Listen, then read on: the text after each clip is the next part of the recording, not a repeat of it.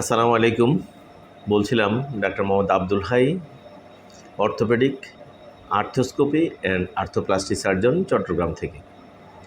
আপনাদের সাথে দেখা সাক্ষাৎ বা কথা একটু ধীরে ধীরে হচ্ছিল বা একটু গ্যাপ দিয়ে হচ্ছে, বিভিন্ন ব্যস্ততার মাঝে আসা হয়নি।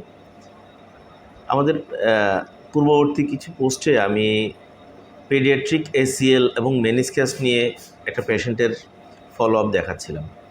আজকে আসলে কথা বলতে যাচ্ছি পেডিয়াট্রিক এসিএল রিকনস্ট্রাকশনের যে ভিন্নতা কী।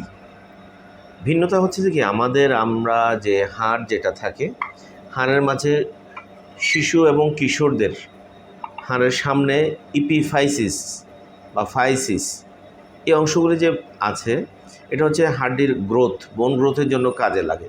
সেই ফাইসিস যদি আমরা ইনজুর্ড করে ফেলি, তাহলে আর কি হাড়টির গ্রোথটা হ্যাম্পার হয়ে যাবে এবং হাড়টির গ্রোথটা প্রপারলি হবে না। আমরা যখন এসিএল ফিক্স করি তখন আমরা যে ইন্টারফারেন্স স্ক্রু দিই বা অ্যান্ডোবাটন দিই, এখানে যে ছিদ্র করি, ওই ছিদ্রের মাধ্যমে আমাদের ফাইসিসটা ইনজুরি হওয়ার চান্স থাকে। সেক্ষেত্রে বাচ্চাদের এসিএল রিকনস্ট্রাকশন বা পিসিএল রিকনস্ট্রাকশনের ক্ষেত্রে আমাদেরকে যা করতে হয়, সেই ফাইসিসটাকে ইনজুরি না করে সেপারেটভাবে করতে হয়। এই জন্য আমাদের আর্থ্রোস্কোপ মেশিনের পাশাপাশি সিয়াম মেশিনটাও লাগে। সিয়াম মেশিন দিয়ে আমরা যা করি, আমরা সেই ফাইসিসটাকে দেখে ফাইসিসের উপরে ইপিফাইসিসেই যাবতীয় কাজগুলি করি। এটাই হচ্ছে বিভিন্ন বিষয়ে এসিএলের, পেডিয়াট্রিক এসিএল বা শিশু কিশোরদের এসিএল রিকনস্ট্রাকশনের আলাদা বৈশিষ্ট্য। এটা খেয়াল না করলে আমাদের ভবিষ্যতে এই শিশু কিশোরদের নিয়ে আমাদের সমস্যায় পড়তে হয়।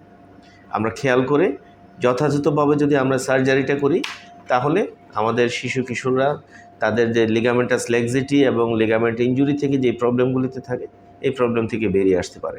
পরবর্তী ফলো আপ এবং রিহেবিলিটেশনের মাধ্যমে সে তার স্বাভাবিক জীবনে ফেরত যাওয়ার সুযোগ আছে। আমরা পরবর্তীতে আবার হয়তো ডিসকয়েড মেনিসকাস নিয়ে আলাপ করব। আজ আপাতত এখানেই রাখছি। আল্লাহ হাফেজ। আবার দেখা হবে পরবর্তী কোনো ভিডিওতে।